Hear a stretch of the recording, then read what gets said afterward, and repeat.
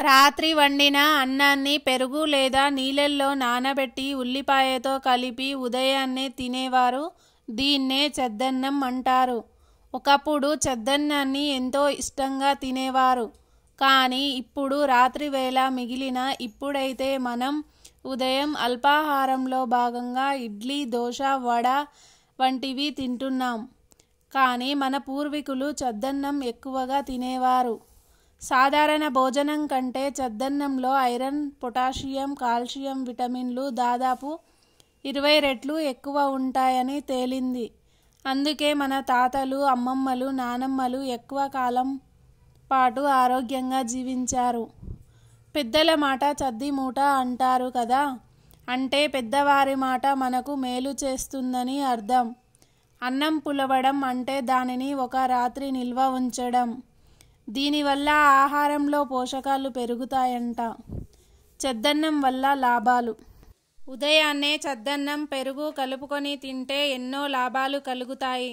ఇది శరీరానికి చలువ చేయడంతో పాటు రోగనిరోధక శక్తిని పెంచుతుంది. చద్దన్నంలో పెరుగు కలుపుకొని తింటే రక్తహీనత నుంచి బయటపడొచ్చు. చద్దన్నం తింటే శరీరానికి అవసరమైన కాల్షియం అందుతుంది. దీనివల్ల దంతాలు, ఎముకలు దృఢంగా మారుతాయి. ఎదిగే పిల్లలకు ఇది గొప్ప పౌష్టిక ఆహారం. బక్కగా ఉన్నవారు తోడువేసిన చద్ది అన్నాన్ని, స్థూలకాయలు, సల్లలో నానిన అన్నాన్ని తినడం వల్ల మంచి ఫలితాలను పొందవచ్చు. చద్దన్నం తినడం వల్ల దేహం పూర్తిగా అలసిపోదు. శరీరానికి కావలసిన శక్తి. దీనివల్ల రోజులో ఎక్కువ సమయం ఉల్లాసంగా ఉండడానికి వీలవుతుంది. వడదెబ్బ తగలకుండా రక్షణ కల్పిస్తుంది. ఎండ వల్ల కలిగే నీరసాన్ని నివారిస్తుంది. పేగులో వచ్చే అల్సర్లను, పేగు సంబంధ సమస్యలు చద్దన్నం దివ్య ఔషధంలా పనిచేస్తుంది. దీన్ని రెగ్యులర్గా తింటే అవయవాలకు బలం కలుగుతుంది.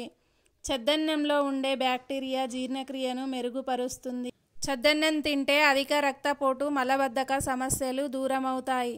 అయితే చద్దన్నం తినాలి అన్నాం కదా అని చద్దన్నాన్ని తెల్లారిన తర్వాత కూడా ఎక్కువ సమయం అలా ఉంచితే పాచిపోయిన వాసన వస్తుంది. అలాంటి అన్నం తినడం వల్ల కొత్త సమస్యలు వస్తాయి. చద్దన్నాన్ని ఉదయాన్నే తినేయాలి.